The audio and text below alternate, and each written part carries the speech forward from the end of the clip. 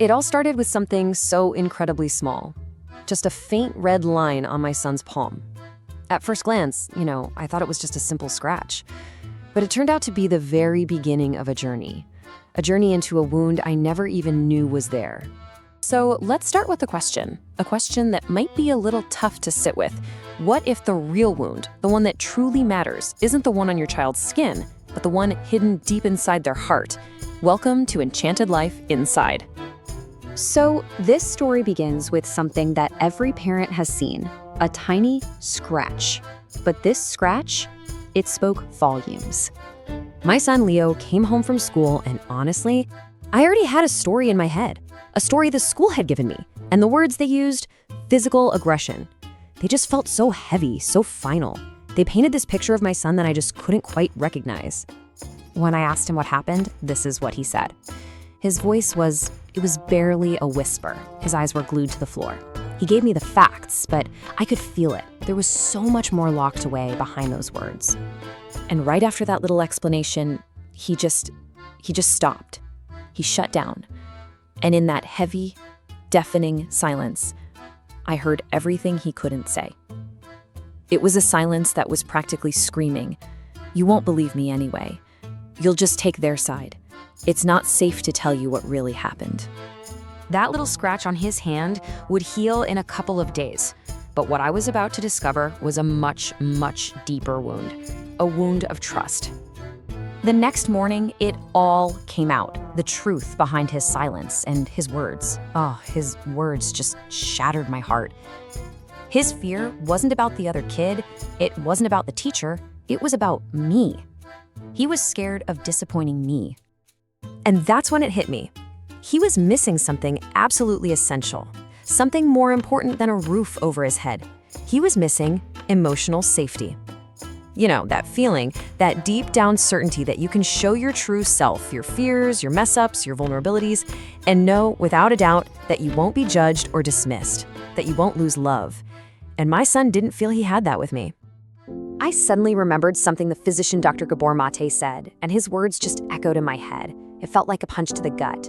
It wasn't about love. Of course, he knew I loved him. It was about safety. He didn't feel safe enough to be vulnerable with me. And here's the thing that's just heartbreaking. This is a tragically common story. Study after study shows that most kids actually hide their emotional pain from their parents. And why? Because they're afraid of being misunderstood. Their silence isn't defiance. It's a sign of emotional unsafety. Developmental science actually gives us a map for this. When kids don't feel that secure attachment with us, the caring adults in their lives, they're forced to look for it somewhere else. They become peer-oriented. And to survive in that peer world, they often have to shut down their real feelings, to conform, to hide their true selves just to fit in. And I saw it right there in Leo's silence. My reaction was pushing him away. I realized right then and there that I couldn't just tell him he was safe. Words were never going to be enough to heal this. I had to show him. I had to completely change the way I behaved. So I made a promise to myself, a new commitment. It came down to 3 simple but, incredibly powerful steps. 1, listen and do not try to fix it. 2, acknowledge the feeling first before anything else. And 3, offer my presence, not just empty platitudes. The change was subtle, but the impact was profound. I stopped trying to solve his feelings. I just started making space for them. I stopped saying things like, "Oh, it'll get better," and I started saying, "Wow, that sounds really hard." It's a tiny shift in language, but it says everything. It says, "I see you. I'm with you in this." And then we had a breakthrough. One afternoon, he was really anxious about a test, and the old me would have just told him to study harder. But the new me, I just asked him what it felt like inside. And this is what he said.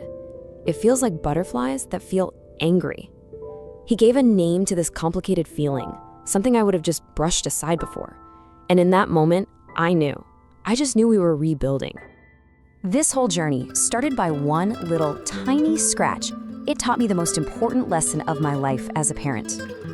You see, I had been chasing this idea of being a perfect parent, the one who prevents all pain and fixes every problem.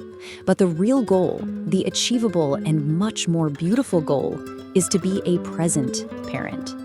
It's not about making life problem-free. It's about creating safety within the pain. It's about valuing the connection you have more than the absence of problems.